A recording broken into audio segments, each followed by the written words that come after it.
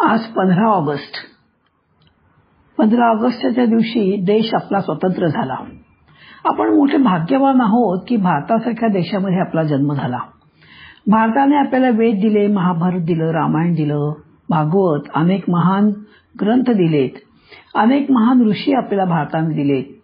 भारतामध्ये हिमालयासारखा उत्तुंग पर्वत आहे, गंगा, यमुना, सरस्वती सारख्या नद्या आहेत. या अशा भारतामध्ये आणि आपण जन्माला आलो. बघा, खरं म्हणजे आपल्याला मुक्त व्हायचंय. आपण खरं मुक्तच आहोत, पण मी आणि माझे ह्याच्यामध्ये आपण गुंतल्याने आपल्याला वाटतंय आपण त्याच्या बंधनात अडकलो आहोत. म्हणूनच आपण जे आत्मषटक म्हणतोय आणि त्या आत्मषटकामध्ये म्हणतोय की मनोबुद्धी अहंकार चित्तानी नाहम. तर मी कोण आहे? तर मी हम शिवोहम शिवोम आहे. आणि हेच ह्याचाच आपल्याला चिंतन करण्याकरता आणि म्हणून ह्या वेळेला आपण आत्मषटक घेतलेलं आहे. अशा या महान भारताला आपण नमस्कार करूया आणि म्हणूया भारत माता की जय. भगवी छाटी माळ गळ्यात शांत दयाळू श्री गुरुनाथ. पायी खडावा चुट चुटती नेत्र करारी ते दिसती. उपदेशामृत पाजुनी नवनीत मार्ग भक्तीचा दाखविण्या. शांत दयाळू श्री गुरुनाथ. भगवी छाटी माळ गळ्यात. अवधूत चिंतन श्री गुरुदेव दत्त. ऋषी स्मरणच्या यंदाच्या आपल्या भागामध्ये आज 5वे ऋषी अत्री अनुसूया ह्याचं आपण थोडं चिंतन करणार आहोत. न इति अत्री न त्री इति अत्री व जिच्याकडे असूया द्वेष मत्सर नाही ती अनुसूया. अत्री अनुसूयेच्या पोटी 4 पुत्ररत्नांनी जन्म घेतला. एक प्रातस्मरणीय कर्तृत्ववान पुत्र दत्तात्रय, तपोनिष्ठ दुर्वास मुनी, तिसरे म्हणजे प्रजापती रूप सोम आणि देवस्वरूप बनलेला आर्यवान चौथा. 4 पुत्रानंतर एक ब्रह्मनिष्ठ अमला नावाची पुत्री जन्माला आली. तपश्चर्या करणारी अनुसूया धर्मपरायण होती, अत्यंत बुद्धिमान पण नम्र होती, महान पतिव्रता होती. 14 वर्षाच्या वनवासात राम, सीता, लक्ष्मण अत्री ऋषींच्या आश्रमात एकदा आले. आजही चित्रकूट पर्वतावर हा आश्रम आपण बघू शकतो. दोघेही जण वृद्ध झाले होते. कोण? अनुसूया आणि अत्री. त्यावेळी अत्री स्वतः अनुसूयेबद्दल राम, सीतेला तिची माहिती सांगतात. एकदा 10 वर्ष सलग पाऊस पडला नाही. सूर्याच्या दाहकतेमुळे सर्व पृथ्वी जळून खाक गेली. त्यावेळी अत्यंत कठोर तप व उग्र व्रत करून ह्या अनुसूयेने जान्हवीचं पाणी वळवून घेतले आणि त्यामुळे झाडांना कंद फळे भरपूर आली. दीर्घ तपस्या करून ऋषींवर आलेल्या सर्व संकटांना तिने परतवले. देवांचे कार्य पूर्णत्वाला आणण्यासाठी तिने 10 रात्री सूर्य उगवूच दिला नाही. म्हणजेच 10 रात्रींची 1 रात्र तिने केली. अशी ही तपस्वी अनसूया म्हणजे तुमची माताच आहे बरं, असं अत्री रामाला आणि सीतेला म्हणाले. ही आता खूप वृद्ध झालीये, पण इथल्या वेली, झाडं, मुली या स्त्रियांवरही अत्यंत प्रेम करते. एकेकाळी अत्यंत सुस्वरूप असणारी अनुसूया म्हातारपणामुळे खंगली आहे. तिचे केस पांढरे झाले आहेत. खूप अशक्त झालीये. धड तिला ताठ उभंही राहता येत नाही. सीता अनुसूयेपाशी येते. म्हणजेच इथे 2 महासतींची भेट होतीये. अनुसूयाने जानकीचे स्वागत केले व विचारले की सीते, तुझ्या जन्मापासून तुला काय काय आठवते ते मला सगळं सांग. आणि जानकीने तिला सर्व वृत्तांत सांगितला. जणू ही एक लहान रामकथाच तिने सांगितली. अनुसूयाने तिला स्वतःची मुलगी मानून तिला पातिव्रत धर्माचा अतिव दिव्य असा उपदेश केला. खरं तर सीतेला त्याची काहीही गरज नव्हती, कारण भगवती जानकी सर्वोच्च पतिव्रता आहे. पतिव्रतांचा ती आदर्श आहे. पण इथे सीता भगवती अनुसूयेचा सगळा उपदेश कान देऊन ऐकून तिने घेतला. आजची जर आधुनिक महिला असती ना तर म्हणाली असती, अहो सगळं मला माहितीये, काही मला सांगायची गरज नाही. पण भगवती जानकी इथे आपल्याला शिकवते की आपल्या ठाऊक असलेल्या गोष्टी जर एखादी श्रेष्ठ व्यक्ती किंवा वृद्ध व्यक्ती आपल्याला सांगत असेल तर प्रेमाने त्याच्याजवळ बसून पुन्हा पुन्हा त्या गोष्टी ऐकाव्यात. उपदेश सतत नेहमी ऐकावा. समर्थ म्हणतात, विवरलेची विवरावे पुन्हा पुन्हा. रामायण, भगवद्गीता पुन्हा पुन्हा ऐकावी. उपदेशाचे श्रवण वारंवार करीत असताना आपल्या अंतःकरणातल्या एका पापुद्र्यावर त्याचा परिणाम होतो. सद्गुण जर जीवनात आणायचे असतील तर ऐकलेले पुन्हा पुन्हा ऐकावे व अभ्यास करावा. आणि त्यामुळे अनुसूया माता सांगते व भगवती सीता ऐकते आहे. ज्याला उपदेश करायचा असतो त्यावर मनापासून प्रेमही करायला हवं. तसं अनुसूयेने सीतेवर प्रेम केलं. अनुसूया विचारते, सीते मी तुला काय का देऊ? सीता म्हणते, खरं सांगू का, आपला काही नको, माझ्याकडे सर्व काही आहे. ही झाली माताची वृत्ती. अनुसूयेने प्रेमाने काही वस्त्र आणि आभूषणे तिला दिली. दिलेली वस्त्रे ही अत्यंत दिव्य होती, जी कितीही वापरली तरी जुनी होणार नाहीत. अंगाला लावायला उटी दिली, ज्याचा सुवास निरंतर टिकेल. साड्या नुसत्या दिल्या नाहीत, तर ती साडी नेसायला पण सांगितली. सुंदर सीतेवर ती सुंदर साडी खुलून दिसली. अत्रि अनुसूयांना तिचे रूप पाहून खूप आनंद झाला. लहान लहान गोष्टीतून आनंद घेता आपल्याला आला पाहिजे. भगवद्गीतेमध्ये 10व्या अध्यायात भगवान सांगतात, अहमात्मा गुडाकेशो सर्वभूताशय स्थितः अहमादिश्च मध्यमच भूतानामांत एवच. सर्व भूत मात्र मी आहे.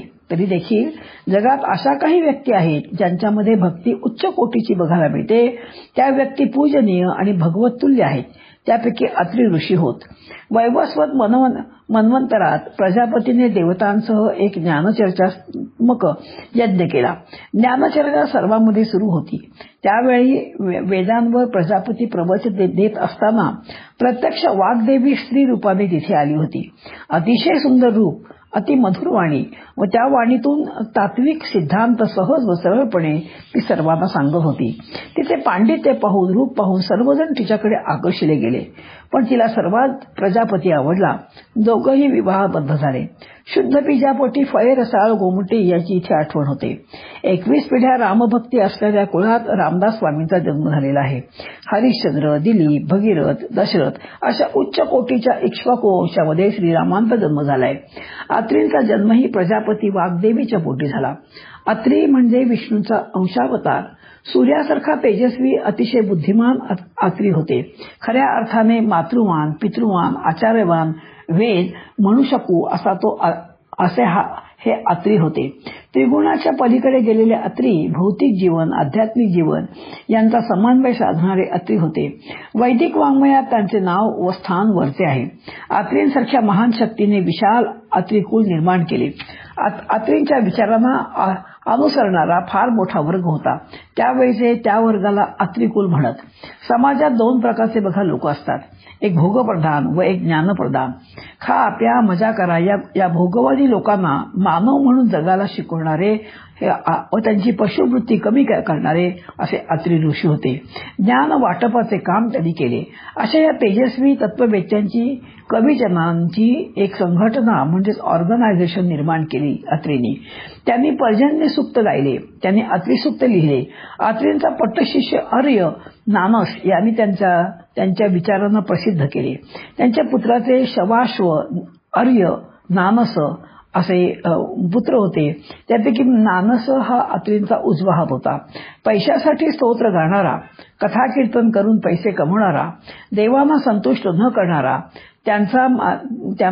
त्याला अजिबात मान्य नव्हता. समर्थ म्हणतात, मोले कीर्तन करू नये. त्यावेळी त्यांचे विचार जहाल होते. मुलाबाळात रमणारे, फक्त मजेत जीवन घालवणारे, ज्ञानद्वेषी, त्यांना अंधार कोठडीत ठेवले पाहिजे असे लोक समाजात राहण्यासाठी योग्यच नाहीत. अशा लोकशाहीचे पुरस्कर्ते महर्षी अत्रि आहेत. प्रत्यक्षात लोकसत्ता उभी अत्रींनी केली. हे सर्व त्यांचे वागणे राजाला न पटल्याने राजाने त्याला तुरुंगात टाकून दिले. अत्रि ऋषींनी तेजस्वी, कवी, पुरुषार्थी व मृत्युंजय लोक तयार केले होते. खरं तर असे लोक तयार करणे ही काही सोपी गोष्ट नव्हती. एकदा कर्दम ऋषी अत्रींना भेटायला आले होते. कर्दम ऋषींनी देवहूतीशी विवाह केला होता. त्यांना 9 मुली व 1 मुलगा होता. त्यापैकी दुसरी मुलगी अनसूया. तिथे सर्व जीवन प्रभावी व तेजस्वी होते. हे आपण मागे पाहिलेच आहे. शेकडो जीवने उन्नत करण्यासाठी तिने प्रयत्न केलेला होता व तो असफलही झाला होता. ती जेव्हा विवाह योग्य झाली तेव्हा त्या तेजस्वी मुलीने वडिलांना विचारले की माझ्या योग्यतेचा पुरुष या जगात जन्माला आहे का? आणि तेव्हा क्षणाचाही विचार न करता वडील म्हणाले, हो, त्याचे नाव आहे अत्री. नाव ऐकताच अनसूया खुश झाली, कारण तिनेही त्यांचेच नाव मनाशी पक्के केले होते. ज्यावेळी कर्दम अत्रींकडे आले त्यावेळी अत्री तेजस्वी, पुरुषार्थी तरुण कवींच्या संस्थेशी चर्चा करत होते. कर्दमांची पाद्यपूजा अत्रीने केली, कारण कर्दमांचे ज्ञान, तेज, अधिकार अत्रींना माहीत होता. अत्रीने कर्दमांना बसायला आसन दिलं. अत्री म्हणाले, ज्यांचे शब्द ऐकताच भगवान विष्णू धावत येतात अशी महान व्यक्ती आज माझ्या आश्रमात आल्याने आश्रम धन्य झालाय. कर्दम म्हणाले, तुम्हीही विष्णूचे अंशावतार आहात, त्यामुळे आशाला भेटून मी पण धन्य झालोय. असे दोघंही असामान्य होते. आज तुम्हाला मी नम्र विनंती करायला आलो आहे की माझी द्वितीय कन्या अनुसूया अतिशय तेजस्वी, दोघांच्या बुद्धीची झेप सारखीच आहे असे जाणून तुम्ही तिचे पाणी ग्रहण करावे, असं अत्रीला कश्यपाने म्हटलं. अत्रीने लगेच या प्रस्तावाला मान्यता दिली. दोघंही विवाहबद्ध झाले. जेव्हा राजाने ऋषींना कैदेत टाकल्यावर न घाबरता अत्री म्हणाले, अरे राजा, तुझ्याजवळ राजा होण्यासाठी काय पात्रता आहे? राजाच्या वंशात जन्माला आलास म्हणून तू राजा झालास. मी तुला राजा मानतच नाही. असा हा लोकशाहीचा आवाज उठवणारा पहिला ऋषी म्हणजे अत्री होय. एकदा एका अमावस्येच्या दिवशी मध्यान्हीचा सूर्य निस्तेज होऊ लागला. लोक खूप भयभीत झाले. आता काय करायचं? अत्री राजसत्तेबरोबर लढले, त्याचा हा परिणाम. अत्री ज्ञानाचा प्रचार करतात म्हणून सूर्य कोपला आहे. त्याही वेळी अज्ञान, अंधश्रद्धा होतीच. आणि अत्रीने संशोधन करून सांगितले की हे सूर्यग्रहण आहे, हा निसर्गाचा कोप नाही. पण समाजाला काही पटेना. त्यांना अत्रींचे बोलणे खोटे वाटले. ते म्हणाले, सांगा बरं, आता परत कधी असे सूर्यग्रहण होणार? अत्री गणित करून परत त्यांनी सांगितले की कधी सूर्यग्रहण होणार हे. वार, वेळ, तिथी बरोबर सांगितली. स्वरभानू नावाच्या असुराला त्या गोष्टींचा राग आला. त्यांनी मायावी शक्तीने सूर्य झाकून टाकला आणि त्यामुळे सूर्य निस्तेज फिका दिसू लागला. त्याने अत्रींविरुद्ध लोकमत कलुषित केले. परंतु अत्रींनी इंद्राच्या साह्याने स्वरभानूचा खोटेपणा लोकांना पटवून दिला. त्याने मायावी शक्तीने सूर्याला झाकलेले आहे, हे सूर्यग्रहण नव्हे. हे काम करणाऱ्यांच्या वाटेत विघ्नही निर्माण केल्याने त्याला सगळ्या लोकांनी मिळून ठार मारले. तुमची स्थिती स्वरभानूसारखीच होईल. कर्दम ऋषींनी बोलवल्यावर भगवान विष्णू येत असत, पण अत्रीने न बोलवताच भगवान विष्णू त्यांना भेटायला यायचेच. असे केवढी योग्यता अत्रींची आहे हे आपण पाहिलं. दोघांना 4 मुलं आणि 1 मुलगी झाली, हे आपण मागं पाहिलंच आहे. अत्री म्हणतात, भगवंत विचार समाजात पुढे न्यायचे आहेत. प्रजापतीने त्याची सुरुवात केली आहे. ज्यांच्या हातून क्रांतीचे सर्जन होऊ शकेल, लोकांना वारंवार निस्तेज, दुर्बळ आणि लाचार जे लोक बनतात त्यांना परत परत तेजस्वी बनवायचे असेल तर प्रेम व ज्ञान पाहिजे. आणि म्हणून कृती, प्रेम व ज्ञान या त्रिगुणांचा पुंज असा पुत्र मागितला. तेच दत्तात्रय. कार्य उभं करणे, त्याचे पालनपोषण करणे व प्रसंगविशेषी विसर्जन करणे या तिन्ही गोष्टींची जीवनात आवश्यकता आहे. आणि म्हणून ब्रह्मा, विष्णू, महेश या तिघांचा अंश असणारा दत्त त्यांना झाला. नाहीतर दत्ताच्या जन्माची प्रचलित कथा आपल्या सगळ्यांना माहीत आहेच. पण परमपूज्य पांडुरंग शास्त्रींच्या पुस्तकात वरील दत्त जन्माची कथा मी वाचली, मला ती आवडली आणि पटण्यासारखी आहे, म्हणून तुम्हाला सगळ्यांना ती गोष्ट सांगितली. दिगंबरा दिगंबरा श्रीपादवल्लभ दिगंबरा या प्रकारे अत्रींनी लोकांना जीवन कसं जगायचं हे समजावलं. त्यांनी 2 महान ग्रंथ लिहिले, अत्री स्मृती आणि अत्री संहिता. अत्री संहितेमध्ये योगविषयक विचार आहेत. तू पाप केले आहेस, तू घाबरू नकोस, तू सुधारशील, प्रायश्चित्ताने पाप नष्ट होईल, ही हिंमत अत्रीने दिली. सायन्स ऑफ क्रिमिनॉलॉजी याच्या आधाराने पाश्चात्य लोक सांगतात, गुन्हेगाराला सुधारायला त्याला संधी द्या, ते कायमचे गुन्हेगार नसतात. पण असे हे यश पाश्चात्यांना आपण देतो की त्यांनी आपल्याला अशा प्रकारची भूमिका शिकवली. पण असले विचार समाजाला प्रथम देणारे अत्री ऋषी आहेत. त्यांच्याजवळ हितोपदेश द्यायला सर्व संस्कारातील लोक नेहमी जायचे. पापी, पुण्यवान, भक्त, कर्मयोगी, सामान्य माणसे जायची व सर्वांची त्यांची मैत्री होती. हळूहळू लोकांना त्यांचे महत्त्व कळले. महान पातकालाही प्रायश्चित्त आहे, त्याच्या पाठीमागे एक मनोविज्ञान आहे, अशा प्रकारची विचारधारा प्रथम सांगणारे हे आपले अत्री ऋषी. सूर्यग्रहणाचा प्रथम शोध लावणारे अत्री ऋषी. लोकशाहीचे महत्त्व लोकांना पटवून देणारे अत्री ऋषी. ज्ञानाशी, भगवंताशी योग कसा होईल ते व योगासाठी ध्येयनिष्ठ जीवन व त्याचा जप वगैरेचे महत्त्व लोकांना पटवून देणारे अत्री ऋषींना लोकांनी मोठ्या प्रेमाने, मोठ्या आदराने या महान तेजस्वी भगवंताचा अंश असलेल्या अत्रींचे नाव चिरस्मरणीय केले व ते नाव आकाशातील ताऱ्याला दिले. आज देखील सप्तर्षींच्या पुंजक्यातील अत्री ऋषींचा तारा प्रभावी रीतीने आकाशात चमकत राहून आपल्याला मार्गदर्शन करीत आहे. अशा या अत्रींना आणि त्यांची पत्नी अनुसूयांना या दोघांनाही माझा साष्टांग नमस्कार. जय जय रघुवीर समर्थ.